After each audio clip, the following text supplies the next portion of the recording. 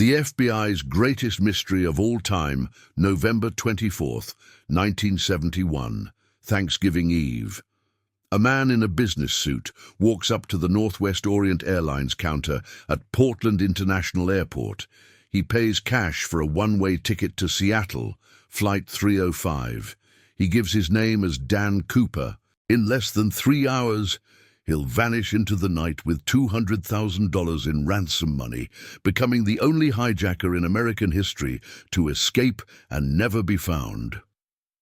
This is the story of D.B. Cooper, the FBI's greatest unsolved mystery. A case that has consumed thousands of hours of investigation, spawned countless theories, and remains open to this day. Because despite one of the most extensive manhunts in FBI history, despite decades of investigation, despite modern technology and DNA analysis, nobody knows who D.B. Cooper was, nobody knows if he survived, and nobody knows where he is now. This is the heist that defied the FBI, and it all started with a quiet man on a plane. Dan Cooper appeared to be in his mid-40s, dark suit, black tie, white shirt, nothing remarkable, nothing memorable. He carried a briefcase and wore dark sunglasses. When the plane boarded, he took seat 18C in the rear of the aircraft. He ordered a bourbon and soda. Then he waited. Shortly after takeoff, Cooper handed a note to flight attendant Florence Schaffner. She assumed it was a phone number. Another passenger hitting on her and she tucked it into her pocket without reading it. Cooper leaned forward and said quietly, "Miss, you'd better look at that note. I have a bomb." Schaffner opened the note. The message was clear and direct. "I have a bomb in my briefcase. I will use it if necessary. I want you to sit next to me. You are being hijacked." Schaffner sat down. Cooper opened his briefcase just enough for her to see inside. Red cylinders, wires, a battery. It looked like a bomb. She believed it was a bomb, and so the hijacking began. Cooper's demands were specific: $200,000 in $20 bills, 4 parachutes, 2 back parachutes, 2 reserve chest chutes, fuel trucks standing by in Seattle to refuel the plane. He told the crew that once they landed in Seattle, the passengers would be released in exchange for the money and parachutes. Then the plane would take off again, heading toward Mexico City, flying low, flying slow. The crew radioed ahead. The FBI was immediately notified. The Bureau opened an investigation they would codename NORJAK for Northwest Hijacking. It would become one of the longest, most frustrating cases in FBI history. At Seattle-Tacoma Airport, the FBI scrambled to meet Cooper's demands. They gathered $200,000 from local banks, all in $20 bills, recording every serial number. They collected 4 parachutes from a local skydiving school, and they waited. The plane landed. Cooper allowed all 36 passengers to leave, along with 2 flight attendants. The money and parachutes were brought aboard. Cooper examined everything carefully, methodically. He was calm, professional. He knew what he was doing. Then he gave new instructions to the remaining crew.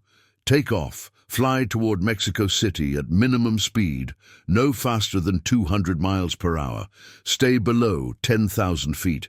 Keep the cabin unpressurized. Leave the rear stairs down. And most importantly, the flight crew was to stay in the cockpit with the door closed. No one was to come back to check on him. The plane took off at 7:40 p.m. Cooper was alone in the passenger cabin with $200,000 and 4 parachutes. Somewhere over the dense forests of the Pacific Northwest, between Seattle and Reno, Dan Cooper opened the rear stairs of the Boeing 727, strapped on a parachute, tied the bag of money to his body, and jumped into the freezing November night.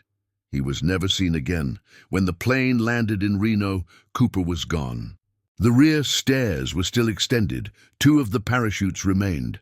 The money was gone, and somewhere in the darkness below, Dan Cooper had disappeared into legend. The FBI investigation was immediate and massive. They had to find Cooper. They had to recover the money. And they had to figure out how he'd pulled off the impossible. The Bureau interviewed hundreds of people. They tracked leads across the nation. They scoured the aircraft for evidence. They found fingerprints on the plane. They found cigarette butts Cooper had left behind. They had physical evidence, but none of it led anywhere. The FBI created a profile. Cooper was an experienced skydiver. He had to be, jumping from a 727 at night, in a rainstorm, over mountainous forest terrain, wearing a business suit and loafers, with a bag of cash tied to his body that takes skill and nerves of steel. He knew about parachutes. He knew about aircraft. He knew exactly what he was doing. Or did he? Because here's where the mystery deepens. Cooper took one of the parachutes that was actually a training chute, sewn shut and unusable for jumping. An experienced skydiver would have noticed immediately.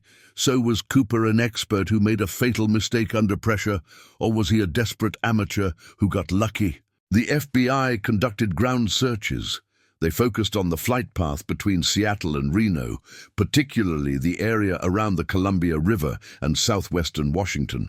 They searched forests, rivers, and mountains. They found nothing, no parachute, no money, no body. Dan Cooper had vanished completely. By the 5-year anniversary of the hijacking, the FBI had considered more than 800 suspects and eliminated all but 24 from consideration. Every lead went nowhere. Every suspect was ruled out. The case went cold. Then, in February 1980, something incredible happened. A young boy named Brian Ingram was digging on a beach along the Columbia River near Vancouver, Washington. He uncovered a rotting package. Inside were $20 bills, lots of them. When the FBI examined the money, they confirmed the serial numbers matched Cooper's ransom money, $5,800, in decaying $20 bills. This discovery reignited the investigation. If the money was there, in the river, what did that mean? Had Cooper crashed into the river and drowned? Had he dropped the money during his descent? Or had someone else buried it there later? The FBI analyzed the bills extensively. The conditions suggested they'd been in the water for years, not recently placed. The location was consistent with the flight path. It seemed to support the theory that Cooper hadn't survived the jump, that he'd crashed into the forest or river, and his body and the rest of the money were simply never found. But here's the problem. Only a tiny fraction of the money was discovered. Where was the rest? If Cooper died in the jump, there should be more evidence. More money. A parachute. Remains. Something. But decades of searching have turned up nothing else. The FBI continued investigating. New technologies brought new possibilities. In the 2000s, they tested evidence for DNA. They found a DNA profile from the tie Cooper left on the plane. They found particles suggesting Cooper might have worked in the aerospace or chemical industry. But the DNA didn't match any suspects. And it still hasn't. In 2016, the FBI officially redirected resources away from the DB Cooper case to focus on other investigative priorities. They didn't close the case. They simply stopped actively investigating. The official position: Cooper probably didn't survive the jump. The case remains technically open, but unsolved. So what really happened to D.B. Cooper? There are 3 main theories. Theory 1. Cooper died in the jump. This is the FBI's official position. The conditions were brutal. Jumping at night, in a rainstorm, in freezing temperatures, into dense forest, wearing inappropriate clothing, possibly with a malfunctioning parachute. The odds of survival were extremely low. Cooper was likely killed on impact or died of hypothermia in the wilderness. His body was never found because the forest is vast and unforgiving. Animals scattered his remains. Nature reclaimed everything. But there are problems with this theory. Professional skydivers have analyzed the jump and said it was survivable for someone with experience. The terrain, while dangerous, wasn't impossible. And if Cooper died in the wilderness, where's the rest of the money? Why did only $5,800 turn up? Theory 2. Cooper survived and lived out his life in anonymity. This theory suggests Cooper was a skilled operative, possibly with military training. He survived the jump, recovered, and disappeared. He never spent the money because the serial numbers were recorded and spending them would expose him. The $5,800 found in the river was either planted as misdirection or lost during the escape. Cooper is either still alive today, an old man with the greatest secret in American history, or he died of natural causes years later, taking his identity to the grave. This theory is romantic. It's what people want to believe, but it requires Cooper to have been exceptionally skilled and disciplined. He would have pulled off a perfect crime and then never told anyone, never bragged, never slipped up, for over 50 years. That level of operational security is almost superhuman. Theory 3.